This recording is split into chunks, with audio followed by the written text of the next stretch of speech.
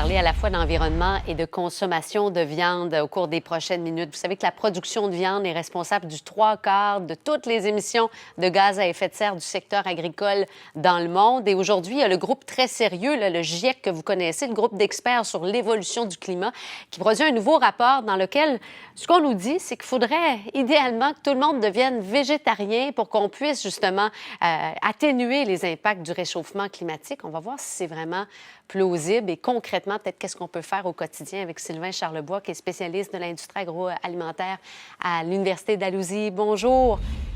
Bonjour. Comment vous avez réagi aux conclusions de ce rapport? Ben, c'est pas surprenant. C'est un groupe qui a quand même, un biais finalement envers ou contre la viande. C'est pas la première fois qu'on s'exprime contre la consommation de la viande.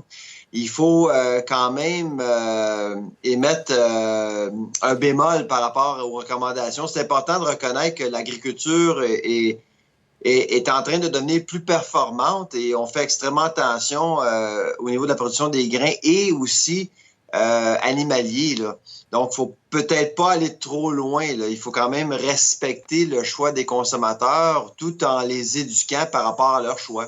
Donc, ce qu'on dit, c'est qu'on prône des régimes équilibrés avec des aliments d'origine végétale comme les grains, les légumes, les fruits, les légumineuses, les noix et la nourriture d'origine animale, mais produite de façon durable. Donc, ce qu'on nous dit finalement, c'est mangez-en moins, mangez-en mieux. Ben c'est ça, exactement. Il faut équilibrer les choses. La protéine animale, c'est pas une mauvaise chose en soi. C'est si on en mange trop, évidemment. Ben c'est un choix qui peut-être est moins responsable au niveau de l'environnement. Il faut quand même peut-être équilibrer notre diète par rapport aux sources de protéines qu'on choisit, là. On se parlait de la viande récemment, M. Charlebois, qui coûtait cher cet été, le bœuf, entre autres. Faut pas se leurrer, là, malgré tous les produits véganes sur le marché, la viande est encore très populaire. Oui, absolument. Il y a deux raisons importantes cet été qu'on remarque, nous, en tout cas, qui peut-être fait en sorte que certains consommateurs vont bouder la viande, surtout le bœuf, c'est le prix et, encore une fois, l'environnement qui achale de plus en plus de consommateurs. Il y a la santé aussi, hein. Manger du bœuf, c'est bon pour la santé, mais évidemment, en modération, c'est toujours mieux là, pour les personnes qui sont plus âgées, par exemple. Alors, Oui, allez-y. ben c'est le choix qui est important, c'est que il faut reconnaître que les consommateurs ont de plus en plus de choix. La protéine est de plus en plus pluraliste et en soi, c'est une bonne chose, là.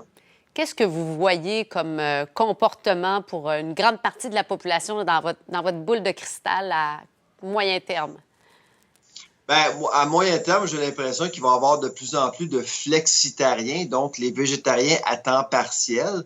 Il va toujours avoir un attachement envers la viande pour plusieurs d'entre nous. Vous savez, 91% des Canadiens achètent toujours de la viande de façon régulière.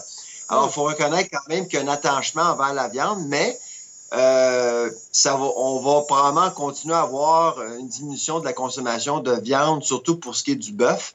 Et les gens vont être tentés par les lentilles, par exemple, par le poisson. Et encore une fois, c'est recommandable là, si on suit les recommandations du rapport de ce matin. Merci beaucoup, Sylvain Charlebois, d'avoir pris le temps d'être avec nous aujourd'hui. Au revoir. Bonne journée.